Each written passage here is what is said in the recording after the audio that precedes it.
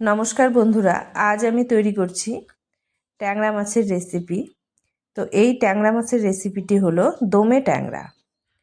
তো আলুর দম যেভাবে আমরা করে থাকি, এই ট্যাংরা রেসিপিটা কিছুটা ওই রকমভাবেই হয় বলে এই রেসিপিটার নাম দমে ট্যাংরা।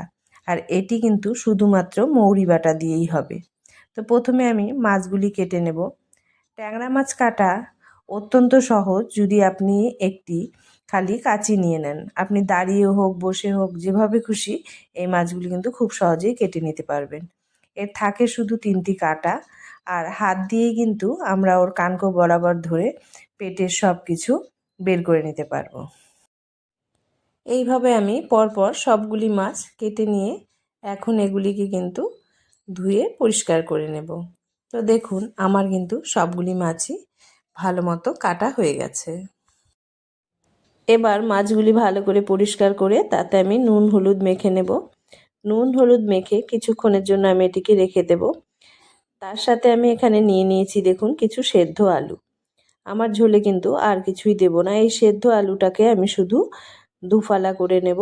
গোটা গোটা আছে এখানে, 2 টুকরো করে নিয়ে আমি এই দমের ট্যাংরাটা কিন্তু করব। তার জন্য আমি এখন গ্যাসে বসিয়ে দিচ্ছি একটি কড়াই। তাতে আমি দিয়ে দেব পরিমাণ মতো তেল। তেলটা গরম হয়ে গেলে আমি এখানে কিন্তু একবারেই সবগুলি মাছ ভেজে তুলে নেব। আপনারা প্রথমে কিছু মাছ দিয়ে একটু ঝাঁকিয়ে নেবেন কড়াইটা ধরে, নিচটা যাতে ধরে না যায়। তারপরে বাকি মাছগুলো উপর দিয়ে দিয়ে দেবেন। একবারেই দেখুন আমার সবগুলি মাছ কিন্তু ভাজা হয়ে যাবে এবং একটি মাছও কিন্তু ভাঙবে না। আপনারা খুন্তির ব্যবহার না করে এগুলিকে ঝাঁকিয়ে ঝাঁকিয়ে উল্টে পাল্টে নেবেন। এতে আপনার তেলও কম লাগবে এবং সময়ও বাঁচবে, গ্যাসও কিন্তু বাঁচবে। একবারেই আমাদের সবগুলি মাছ কিন্তু ভাজা হয়ে যাচ্ছে। দেখুন, এখন আমি মাছগুলি খুব বেশি ভাজবো না, যেহেতু এগুলো দমে হবে পরে। সেই জন্য এখন এই অবস্থায় মাছগুলিকে আমি ছাঁকনি হাতার সাহায্যে তেল থেকে তুলে নেব। একবারে মাছ দেওয়ার দরুন কতটা তেল কিন্তু আমার কড়াইয়ে পড়েই ছিল মাছগুলি ভাজার পরেও। আমি কিছুটা তেল কমিয়ে নিয়ে এবার অল্প পরিমাণ মতো তেলে, খুব বেশি তেল আমরা দেব না, সেই তেলে দিয়ে দেব অল্প মৌরি সজ ও একটি শুকনো লঙ্কা। এটি যেহেতু মৌরি বাটা দিয়ে হবে তাই আমি সোমবারেও কিন্তু মৌরিটাই ব্যবহার করলাম। তারপর এতে দিয়ে দেব কুচনো পেঁয়াজ ও কুচনো টমেটো। এগুলিকে আমি ভালো মতো ভাজা ভাজা করে নেব। এগুলো যখন ভালো মতো ভাজা ভাজা হয়ে আসবে তখন আমি এতে দিয়ে দেব কয়েকটি কাঁচা লঙ্কা। মৌরি বাটাটাই কিন্তু এখানে আমরা দেব, কাঁচা লঙ্কাটা আমরা এখানে বাটবো না, এমনি গোটা গোটাই দিয়ে দেব। এবার আলুগুলি দিয়ে দিব। আলুগুলি দিয়ে আলুগুলিকে এই পেঁয়াজ এবং টমেটো লঙ্কার সঙ্গে ভালো করে ভাজা ভাজা করে নেব। ভাজা ভাজা করে নিয়ে এবার আমি মৌরি সজ ভাজে এখানে আরেকটি মশলাই বাটা দেব, সেটি হলো আদা এবং রসুনের পেস্ট। এবার এগুলি যখন ভালো মতো ভাজা ভাজা হয়ে আসবে তখন আমি এখানে দিয়ে দেব আদা এবং রসুন পেস্ট। সেটা দিয়েও আমি এখানে এগুলিকে ভালো করে আদা রসুন পেস্টের সঙ্গে ভাজা ভাজা করে নেব। আদা এবং রসুনের কাঁচা গন্ধটা যখন চলে যাবে তখন আমরা এতে দিয়ে দেব এই রেসিপির প্রধান মশলা, সেটি হলো মৌরি বাটা।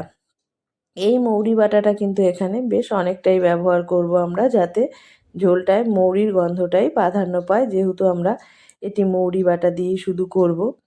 তো আমি মৌরি বাটাটা দিয়ে এবার সব কিছুকে আবার ভালো করে নাড়াচাড়া করে নেব। মশলা এবং আলু সব কিছু ভালো করে কষিয়ে নেব। আলু এবং মশলাগুলি যখন ভালো মতো কষে আসবে তখন আমরা এতে দিয়ে দেব নুন ও হলুদ।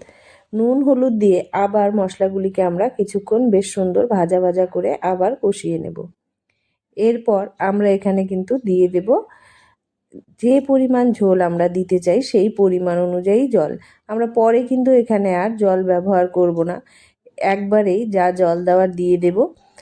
আর এরপর এই জলের সাথেই আমরা মাছগুলি দিয়ে মাছগুলিকে এর সঙ্গে ভাপাতে দিয়ে দেব বা দমে দিয়ে দেব। মাছগুলিকে দেওয়া হলে তারপর ঝোলের সঙ্গে একটু নাড়াচাড়া করে নেব।